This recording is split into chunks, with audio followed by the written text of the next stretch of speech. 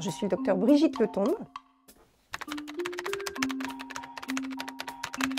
Je suis gynécologue médicale.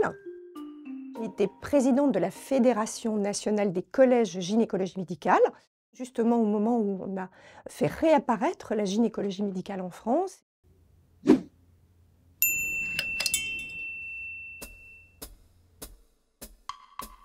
J'ai quand même 40 ans d'exercice derrière moi et pendant mes premières années de gynécologie, mais même pendant les 20 premières années, je pense, j'ai eu cette confiance des femmes.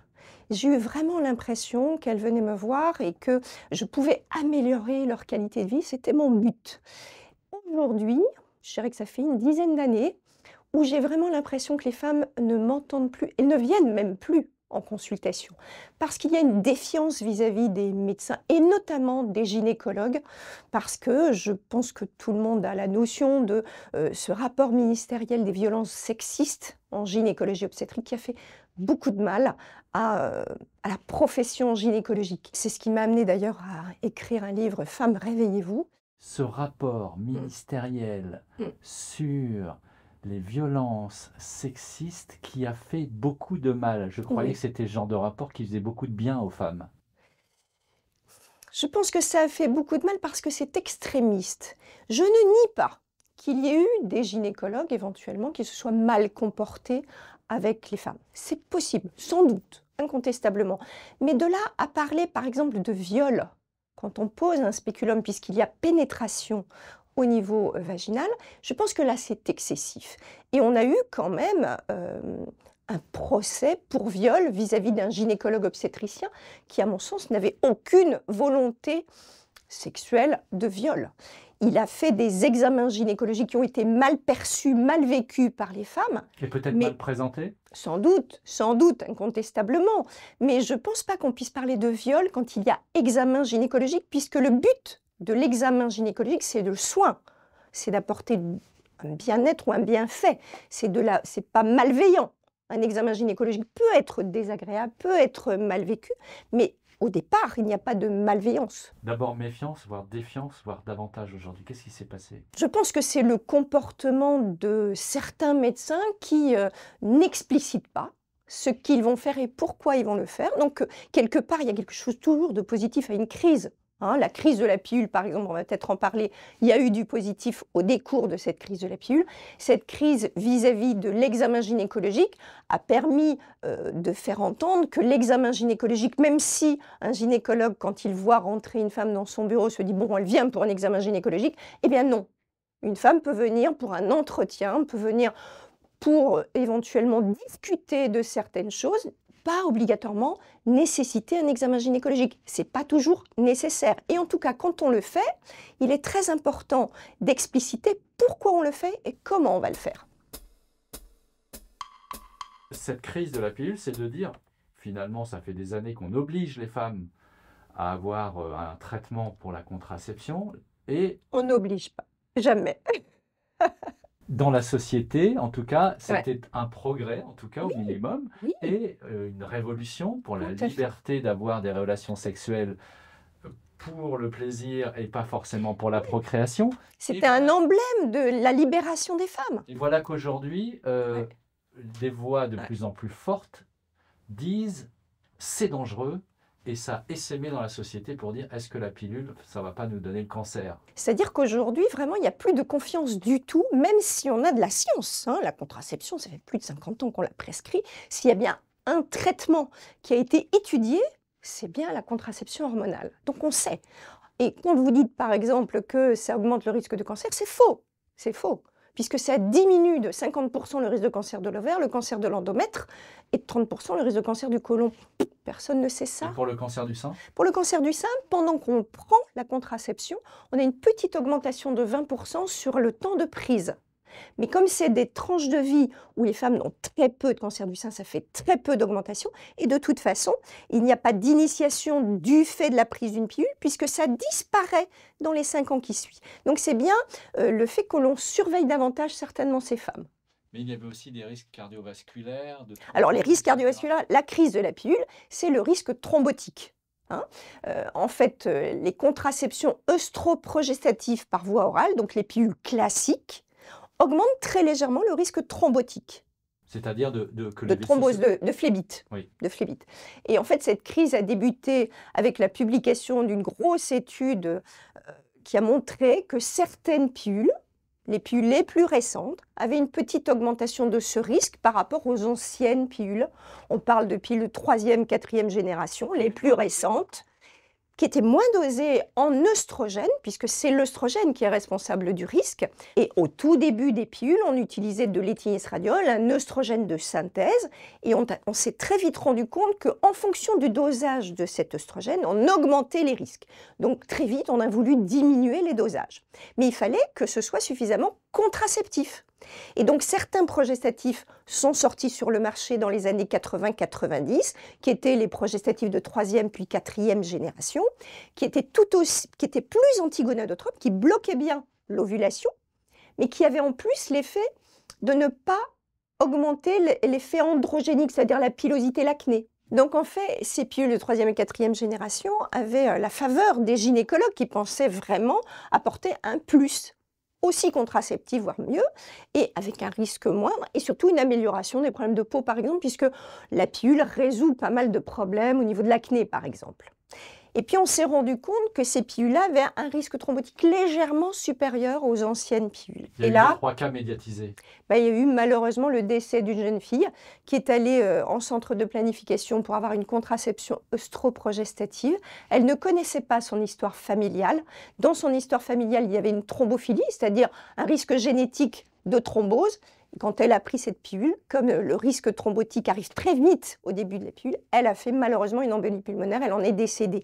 Et ça a été vraiment quelque chose qui a été très très mal vécu, bien sûr. Et son père a créé l'association des victimes d'embolie pulmonaire, l'AVEP, il est monté au ministère. Enfin, ça a été très très loin du fait de ce décès, ce qu'on peut comprendre. Mais il y a eu un amalgame complet sur la pilule, c'est dangereux. Ce qui n'est pas tout à fait vrai. La pilule, elle apporte beaucoup de... C'est pas tout à fait vrai? Non, c'est pas tout à fait vrai. Donc c'est quand même un peu vrai? Ben oui, puisque cette jeune fille est décédée. Ouais. Ça veut dire qu'une pilule ne peut pas se prendre comme cela. Ça nécessite une consultation médicale et ça s'adapte. Donc, ce qui n'a pas été le cas, peut-être, dans ce cadre-là, cette jeune fille ne connaissait pas son histoire familiale. Donc, peut-être qu'on a été suffisamment prudent. Donc, c'est pour ça que je dis que les crises sont toujours positives, puisque ça a rappelé que la pilule, c'est pas anodin, c'est très bénéfique, mais qu'il y a quand même certains risques. Et donc, cette crise de la pilule a fait beaucoup de tort, même si on pouvait voir déjà, avant 2010, une petite baisse de la prescription des pilules. Donc, il y a ce côté un peu hormonophobie qui a débuté un petit peu avant cette crise et qui s'est aggravé avec la crise. Et je pense que cette hormonophobie a débuté dans les années 2000 avec la grosse étude américaine sur le traitement hormonal de ménopause. On va y revenir. Juste un mot sur ces pilules de 3e et 4e génération. Est-ce que je me trompe ou du coup ça a été en débat sur le déremboursement, le remboursement, etc. Oui. Voire, dites-vous peut-être, comme une forme de prétexte pour les autorités de santé en France pour ne plus rembourser ces pilules? Il faut bien savoir que tout ça, c'était à l'époque du début de notre président Hollande et qu'il avait dans sa campagne préélectorale parlé du remboursement total de l'interruption volontaire de grossesse. Et pour rembourser totalement l'interruption volontaire de grossesse, il fallait un financement. Et donc c'est vrai qu'on a eu en même temps le déremboursement des pilules de 3e génération qui venaient d'être remboursées 2 ans plus tôt. Donc c'est très étonnant, qui étaient un peu plus chères que les pilules de 2e génération. Et on a eu donc ce déremboursement de pilules pour un remboursement total de l'interruption volontaire de grossesse. Donc c'est quand même un peu compliqué d'imaginer, on rembourse l'IVG, mais on dérembourse la pilule. Voilà. Prétextant qu'elle n'était pas tout à fait fiable. Alors, prétextant, je ne peux pas dire que c'est un prétexte, puisque je vous ai dit qu'il y avait une petite différence. Mais cette petite différence ne valait pas le fait qu'on dérembourse. Peut-être qu'on attire l'attention, et l'attention a été attirée, ça c'est sûr, mais que l'on dérembourse, c'est un petit peu difficile à comprendre. Et c'est toujours le cas aujourd'hui? Ah oui. Aujourd'hui, vous n'avez plus que les pilules de 2e génération remboursées. Mais les pilules de 2e génération sont très peu chères. Elles coûtent à peine 2 € la plaquette.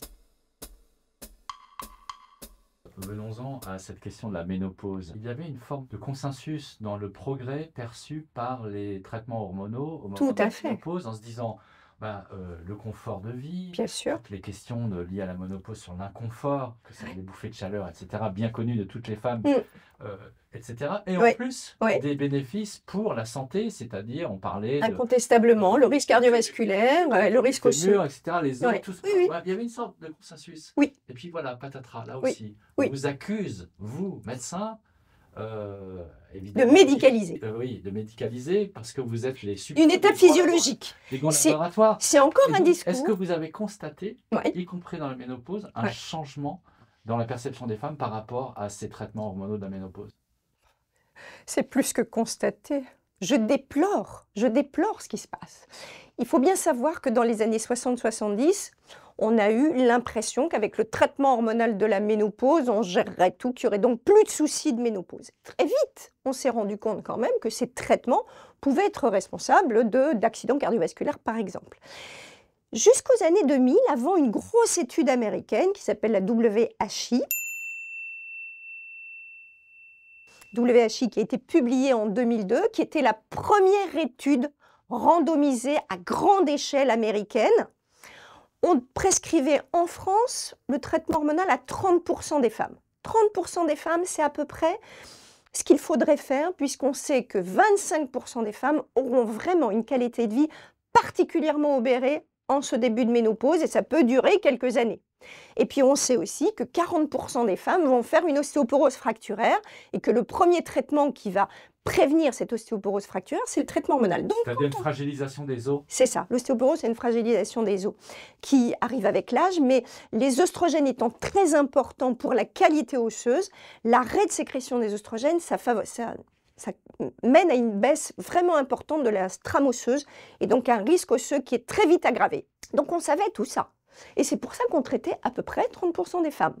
Et puis est arrivée cette étude américaine qui était une grosse étude randomisée, c'est-à-dire 8000 femmes à qui on a donné un traitement efficace et 8000 femmes à qui on a donné un placebo. Et on a suivi ces femmes sur plusieurs années. En fait, le but de l'étude, c'était une prévention primaire cardiovasculaire.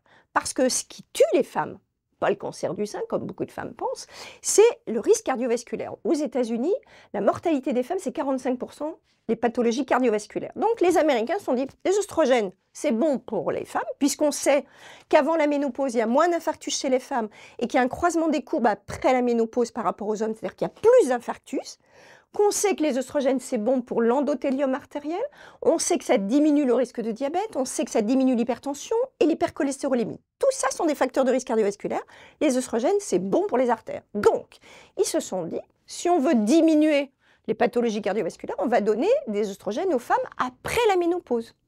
Le problème, c'est qu'ils ont choisi une population qui n'était pas adaptée, qui était déjà une population avec obésité, hypertension, tabagique et hypercholestérolémie par exemple, donc une population déjà à risque. Et surtout, comme ils ont voulu faire une étude randomisée, il ne fallait pas que ces femmes aient de symptômes. 75% des femmes en début de ménopause ont des symptômes, bouffées de chaleur, sueur nocturne, douleur, enfin. Donc elles ont des signes de ménopause. Si à ces femmes, vous donnez un traitement efficace ou pas, elles s'en rendent compte. Donc ils ont pris très peu de femmes entre 50 et 60 ans, celles qui n'avaient pas de symptômes, et la majorité des femmes avaient plus de 60 ans, moyenne d'âge 63 ans, même 20% des femmes avaient plus de 70 ans. C'est-à-dire qu'ils ont donné un traitement à des femmes qui avaient eu 10 à 20 ans de ménopause installée. Je vous ai dit tout à l'heure que les oestrogènes, ça protège les artères. Donc ces femmes, pendant 10 à 15 ans, elles n'ont pas eu de protection, au contraire. Elles avaient installé de l'athéromatose. L'athéromatose, c'est des petites plaques artérielles. Et quand ils ont donné leur traitement, eh bien, ils ont créé des accidents. Infarctus, AVC, phlébite, embolie pulmonaire. Et ils ont arrêté l'étude à cause de cela. Et malheureusement, quand ils ont arrêté cette étude, qui était une grosse étude randomisée, ça a été un buzz international. Et toutes les sociétés savantes de ménopause se sont dit « Oh là là, mais qu'est-ce qu'on fait ?» Puisque au début, on n'avait pas, en fonction des tranches de vie. 4 ans plus tard, en 2006, ils nous ont donné les résultats en fonction des tranches de vie. Et on a bien vu que les femmes entre 50 et 60 ans, pour ces femmes-là, il y avait une diminution des pathologies cardiovasculaires. D'ailleurs, on a une publication en 2017 parce que ces femmes sont toujours suivies et les femmes entre 50 et 60 ans ont toujours une diminution de la morbimortalité cardiovasculaire. Pardonnez-moi, je vais me faire l'avocat du diable, mais c'est bien la preuve que les études des médecins sont parfois n'importe quoi. Vous venez d'en donner la preuve, c'est-à-dire que on fait une étude qui conduit à une catastrophe, on arrête, il y a des conséquences dramatiques, dites-vous, parce que il n'y avait pas la bonne tranche d'âge qui était prise en considération, si je vous comprends bien. C'est ça. Sauf que, en tout cas, le constat de base, c'est que les patientes ont raison de se méfier des études des médecins. La preuve. Alors, je ne sais pas si on peut dire ça. Ce qu'il faut se dire, c'est que l'idée était bonne, mais comme ils ont voulu la faire randomiser contre placebo, ils n'ont pas pris suffisamment de femmes en début de ménopause. Par contre, ils ont confirmé ce qu'on appelle la fenêtre d'intervention. Ce qu'on savait déjà, on avait plein d'études observationnelles avant qui nous avaient montré quand on donnait des œstrogènes en début de ménopause, on diminuait la morbimortalité cardiovasculaire.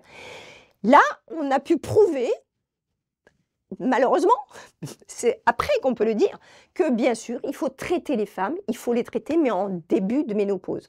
Donc, on a la preuve par 9 que le traitement, il a de l'intérêt en début de ménopause, mais pas 10 ans après la ménopause. Donc maintenant, on a une fenêtre d'intervention de 10 ans. Mais sauf que quand on n'est pas spécialiste et qu'on est plus ou moins bien intentionné, même avec bonne foi, et qu'on mélange tout ça, on fait un amalgame en disant c'est bien la preuve que tout ça c'est dangereux. Bah oui, non, c'est comme ça. Et c'est pour ça que c'est important d'aller chercher l'information. Et c'est pour ça que je travaille beaucoup à l'information sur la ménopause et le traitement hormonal, parce que les femmes ont cette idée sur le plan, mais même le monde médical. Le monde médical, il en est encore là. J'ai encore des médecins généralistes, des radiologues, même des cardiologues qui disent non, non, donnez pas de traitement. Parce que c'est resté vraiment imprégné, cette idée que ce traitement, il était délétère. Alors que non, il est délétère en fonction du type de population, du type de traitement donné et de l'âge. Et c'est comme ça que d'ailleurs, il a toujours existé le progrès médical.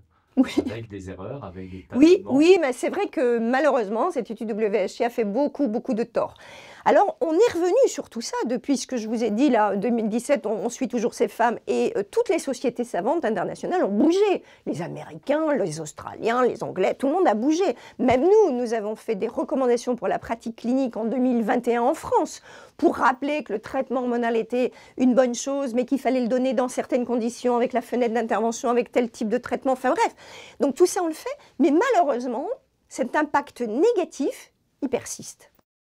Quand même, il y a une grande part de vérité sur cette espèce de collusion entre les laboratoires pharmaceutiques, certains traitements qui peuvent être... Enfin, il y a eu plein d'affaires, on ne va pas le rappeler, le Mediator, etc. Mais même, prenons l'exemple du Spasfon pour les maux de ventre, y compris pour les problèmes, je crois, des femmes, qui depuis des années et des années étaient allés prendre un coup de Spasfon, et puis là récemment on se dit mais ça sert strictement à rien, c'est du placebo, et tout ça c'était de l'argent pour les labos. Il y a des choses qui existent, c'est-à-dire comment voulez-vous qu'on vous croie lorsque vous dites des choses importantes sur des molécules importantes, alors même que le traitement soi-disant anodin, tant pis si je fais de la mauvaise pub au Spasfon, mais c'est un exemple tellement caractéristique. Alors, il est incontestable quand dans certaines thérapeutiques, il y a l'effet placebo, c'est sûr. On sait que dans tout produit, il y a du 30% d'effet placebo.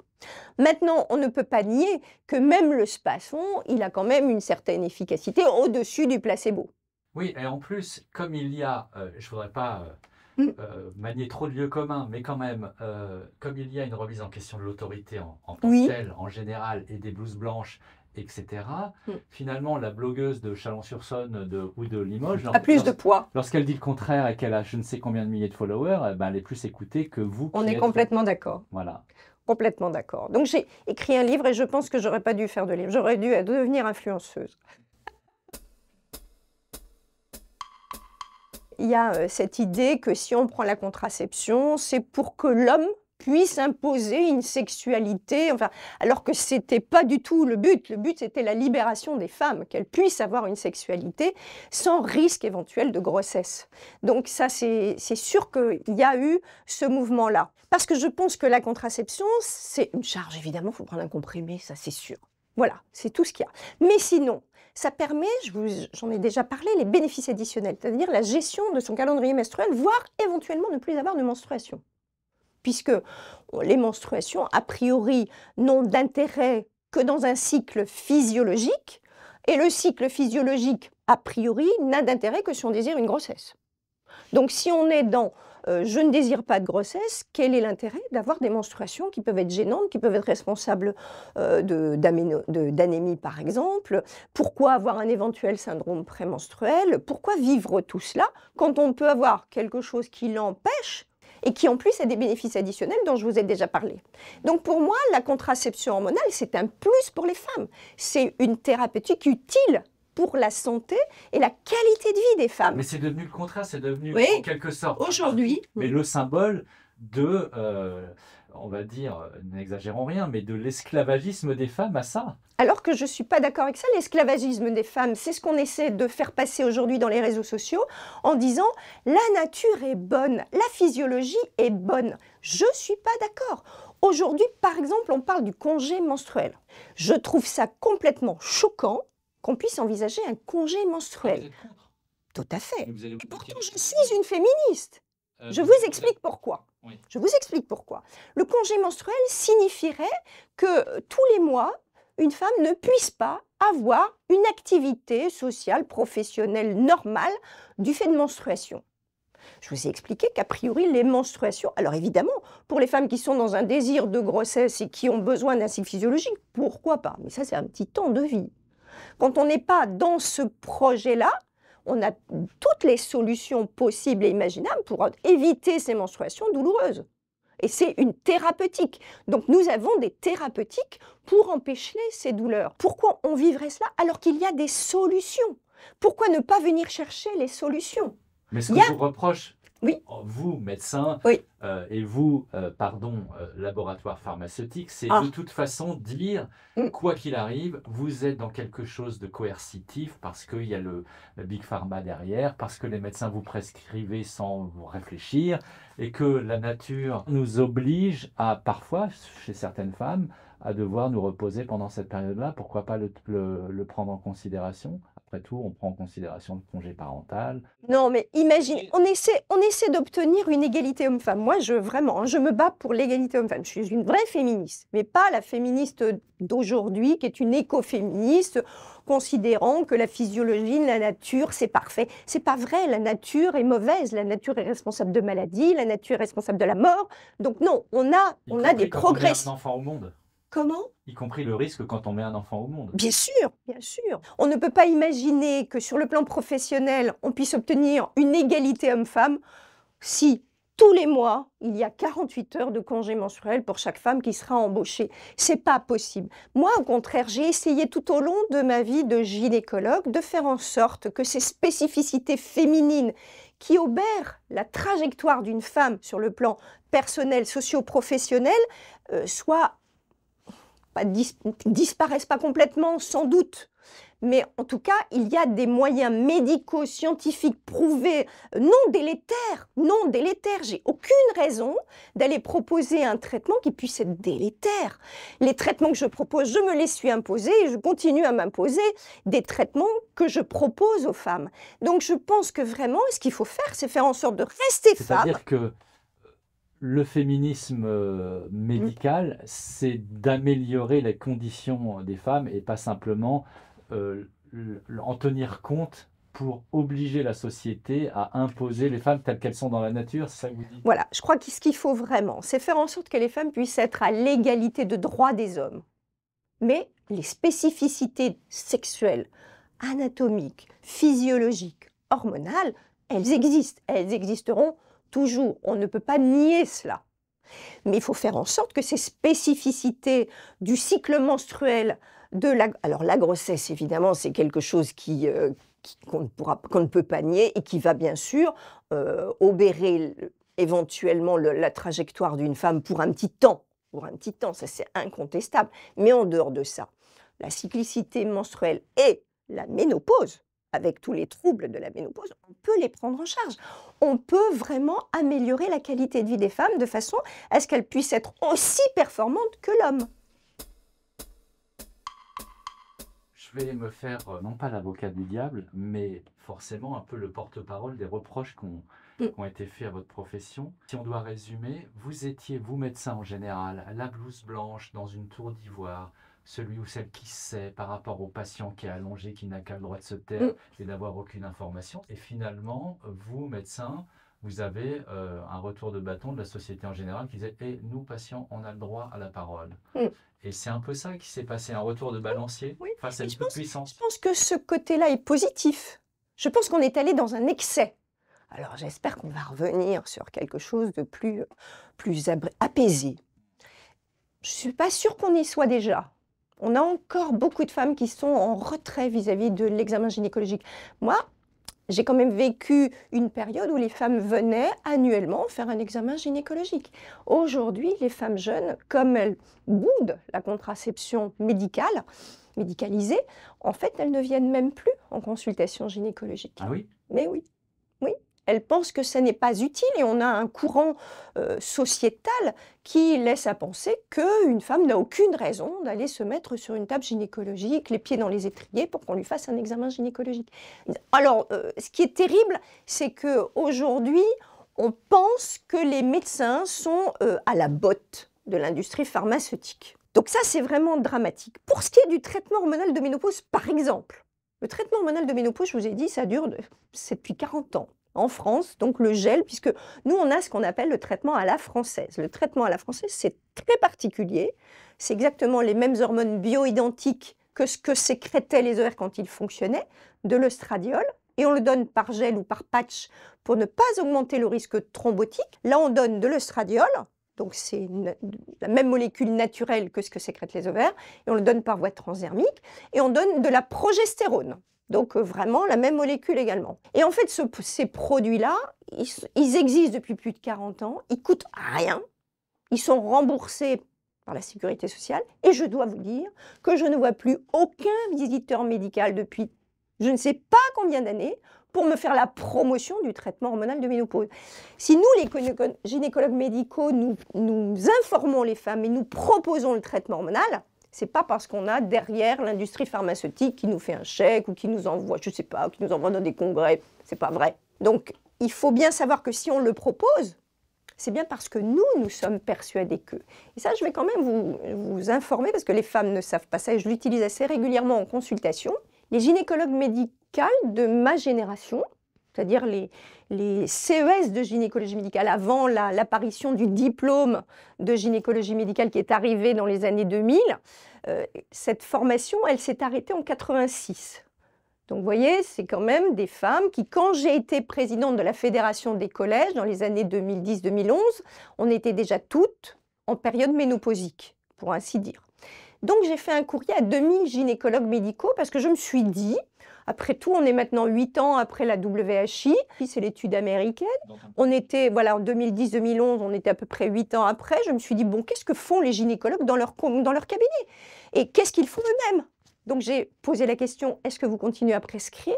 Et surtout, vous qui êtes ménopausée, est-ce que vous vous traitez? Et si vous êtes un homme, est-ce que vous traitez votre partenaire? C'était l'époque où on le faisait par courrier, il n'y avait pas encore l'Internet et tout ça. Donc j'ai envoyé 2000, j'ai eu 800 réponses, ce qui est pas mal, 800 réponses écrites.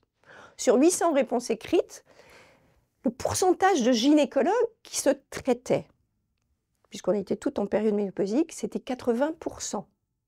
Et quand je posais la question, vous envisagez de vous traiter combien de temps?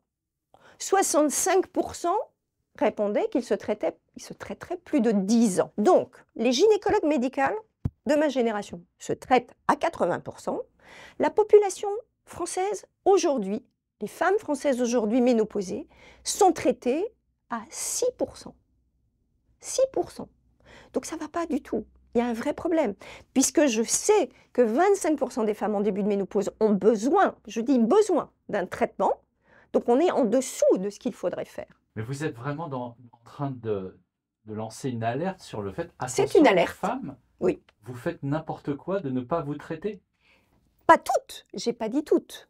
Je dis qu'il y a au moins 25% des femmes qui devraient être traitées. En 2000, nous traitions 30%. Nous étions dans les clous. Nous traitions les femmes qu'il fallait traiter. Je ne dis pas qu'il faut traiter tout le monde.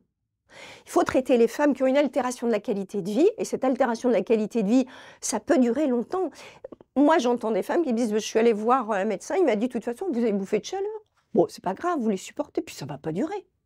Et elles viennent me voir, elles disent, mais ça fait 4 ans que ça dure, et c'est pas supportable, j'en ai 3, 4, 5, 10 par jour.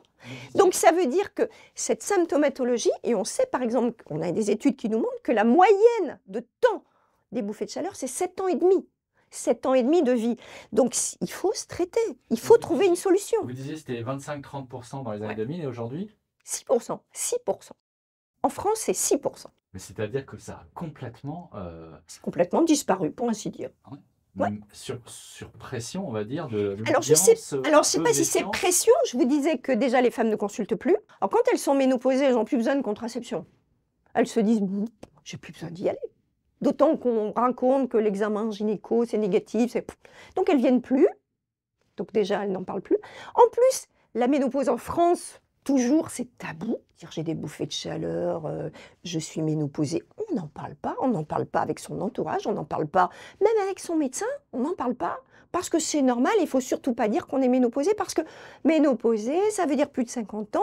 On est dans une société où il y a de l'agisme et du sexisme, c'est-à-dire que la ménopause, on devrait pouvoir en parler positivement. Une femme de 50 ans, elle est au top de sa vie pour moi. Donc c'est pas du tout négatif de dire j'ai 50 ans, je suis ménopausée. Mais en France, on en est là. Donc il y a un gros problème, un tabou, on n'en parle pas, il y a un vrai silence. Et même dans les consultations, il y a un silence. C'est-à-dire que les gynécos ou les médecins généralistes qui ne posent pas la question, ben la femme va peut-être pas en parler. Et qu'est-ce qu'elle fera? Elle va se dire, bon, j'ai bouffé de chaleur, je vais aller à la pharmacie, je vais acheter des compléments. Il y a plein de compléments alimentaires qui coûtent des fortunes, qui n'ont pas montré leur efficacité. Alors, il y a des effets placebo, 30%. C'est-à-dire qu'il y a 30% des femmes qui diront, bah, moi, ça marche très bien, c'est super. Mais les 70% autres, ben, elles méritent un traitement. Et aujourd'hui, elles ne viennent pas le chercher. Elles ne viennent pas le chercher parce qu'on dit que les hormones, c'est mauvais. Au final, c'est un tableau un peu sombre de la relation de confiance entre le médecin en général et le patient. Oui. Et ça ne s'améliore pas. Non, non, ça ne s'améliore pas parce que je ne vois pas d'amélioration, mais je vois de plus en plus en consultation des femmes qui viennent chercher l'information. Il y a des femmes qui viennent en disant « mais je ne veux pas de traitement ». Alors, déjà, on n'a pas parlé de ça, je crois que c'est important, si on parle du traitement hormonal, il faut parler du cancer du sein. Parce que vraiment, c'est ce qui fait peur aux femmes. Et je le comprends, toutes les femmes qui ont des seins ont peur du cancer du sein. Évidemment, pourquoi? Parce que la fréquence du cancer du sein est énorme. Il faut savoir aujourd'hui que ça touche une femme sur 8. Il y a 40 ans, c'était une femme sur 14. Donc cette fréquence d'augmentation du cancer du sein, évidemment que ça fait peur. Mais il faut bien savoir que le cancer du sein, s'il a augmenté au niveau à fréquence, tous les cancers hormonodépendants ont augmenté en fréquence. Nous avons plus de 60 000 cancers du sein par an en France. Il y a plus de 60 000 cancers de prostate en France. Les hommes ne prennent ni pilule ni traitement hormonal, à ce que je sache. Il y a une augmentation de cancer de thyroïde. Tous les cancers hormonodépendants augmentent. Alors, il y a plein de raisons. Il y a des raisons environnementales, il y a les polluants, il y a les perturbateurs endocriniens, il y a notre mauvaise hygiène de vie, il y a le tabac, il y a l'alcool, notre surpoids, notre sédentarité. Il y a tout ça qui intervient dans l'augmentation de fréquence. Mais les femmes, bien sûr, elles y pensent. Elles se disent, 1 sur 8, c'est beaucoup. Ça veut dire qu'on a très vite trouvé cette femme autour de soi et on est la 8e. Mais moi, ce qui est très important qu'elles comprennent, c'est que cette augmentation de fréquence n'a rien à voir avec le traitement hormonal. Puisque, je vous disais qu'on traitait 30% des femmes dans les années 2000, on en traite 6% aujourd'hui. Si vraiment le traitement hormonal avait une petite influence, on aurait vu une petite baisse. Pas du tout, ça continue de grimper. Partout, et partout, dans tous les pays, on a baissé le traitement hormonal, et partout, on a une augmentation du cancer du sein. Donc oui, le cancer du sein est fréquent, bien sûr. Et oui, il faut se faire surveiller. Et oui, il faut faire des mammographies. J'ai fait aussi ce livre pour expliquer que la mammographie était importante, parce qu'on a de plus en plus de femmes qui ne veulent plus faire de mammographie. Alors que le cancer du sein, quand il est dépisté en mammographie, c'est-à-dire qu'il est de petite taille, de moins de 2 cm, on le guérit à 90%. Donc c'est un cancer fréquent, mais c'est le cancer que l'on prend en charge le mieux. Vous avez autour de vous énormément de femmes qui ont fait un cancer du sein, vous ne le savez pas, elles vont très bien. Au fil de notre conversation, on se rend compte que, en discutant avec un spécialiste qui a une certaine expérience de la chose et une certaine distance, on peut rentrer dans la nuance, discerner le bon grain de livret. C'est le but. Alors qu'aujourd'hui, il semblerait que c'est de toute façon choisis ton camp, camarade. Soit tu es d'un côté hostile, en l'occurrence à toute la gynécologie, pour toutes sortes de raisons, de violence, d'hormones, d'effets délétères, et à l'inverse, au contraire, ceux qui, comme autrefois, restaient dans « je fais confiance à mon médecin ». Mais cette nuance que vous développez là, elle a du mal à s'exprimer. Non, mais je crois que ce qui est important, au tout début, vous parliez de pilules et vous disiez on a obligé. On n'a jamais obligé personne. Dans une consultation, c'est un entretien. C'est-à-dire qu'on a face à soi une patiente qui vient chercher de l'information. Donc la première consultation, c'est faire un état des lieux. C'est faire un bilan pour voir si il y a vraiment des raisons de traiter ou pas. On fait un minimum d'examens, bilan sanguin par exemple, et on se revoit après réflexion sur tout cela. Certaines femmes me disent « bon, j'ai pas envie d'essayer, alors j'essaie de trouver une autre solution ». Puis il y a beaucoup de femmes qui disent bah, « pour en finir, j'essaierai bien ». De toute façon, quand vous démarrez un traitement hormonal, c'est une proposition. La femme le prend ou le prend pas, elle le débute, elle le poursuit ou le poursuit pas. Elle est obligée à rien. Si elle ne le poursuit pas, elle aura son état ménopausique physiologique. Donc, il n'y a jamais d'obligation. Moi, je lutte pour que les femmes aient accès à cette consultation d'information minimale. C'est-à-dire qu'une consultation à la cinquantaine, toutes les femmes devraient avoir une consultation où elles puissent parler de leur état dans cette période ménopausique, des facteurs de risque qu'elles ont sur le plan personnel ou familial, et qu'on puisse, en fonction de tout ça, dire bah, ce serait bien pour vous ou c'est pas utile pour vous, ou c'est plutôt néfaste pour vous.